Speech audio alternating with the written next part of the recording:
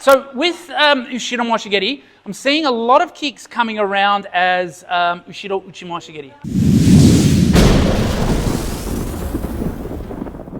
All right, so when you're doing the kick, you're turning your body too far, so it becomes front on, okay? Now, that can be a useful technique if you can get them to lower their guard at the right time. However, with Ushiro Moshigeri, we're aiming to come around the guard, okay? So it's a much tighter technique, and because you're able to combine the spinning motion with a hook of the heel, it's going to be more powerful as well, okay?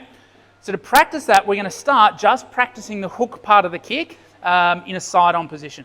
So when we're practicing Ushiro-geri, when we're getting used to not overturning our hips, so it's the same thing. If we're doing Ushiro-geri, we don't want to be turning too side-on because then it becomes like a turning Yoko-geri.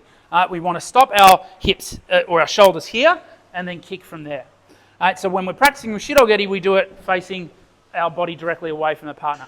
When we're practicing the hook part of the kick for Ushiro Moshigeri, we're doing it side on, okay? So from here, lifting the leg up and then hooking around, okay? Lifting up, and that way we're practicing getting the hook in the kick, and then we're also practicing feeling that contact point in that side on position, right? And not being too turned, okay? So just practicing here, getting that motion, getting familiar with that position, and then once you're familiar with that position, then go into Ushiro Moshigeri so that you're doing it and you're finishing the technique, the contact point, in a side-on position. Thanks for watching, guys. If you haven't already, please check out my book, The Science of Striking, a complete guide to strength and conditioning for combat sports. So I'm still seeing some of you who are a little bit too wide with the kick, okay? So as you're kicking, as you're performing this kick, we know when we're doing Ushiro-geri that it's nice and tight and stays in a straight line. When we're doing Ushiro Moshigeri, we don't want to open up and straighten the leg too soon, okay?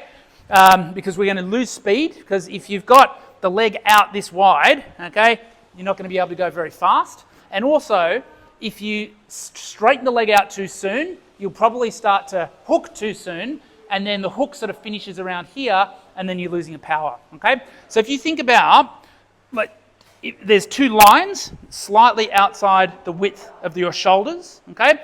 You're trying to keep the foot within those two lines. So imagine the lines are here.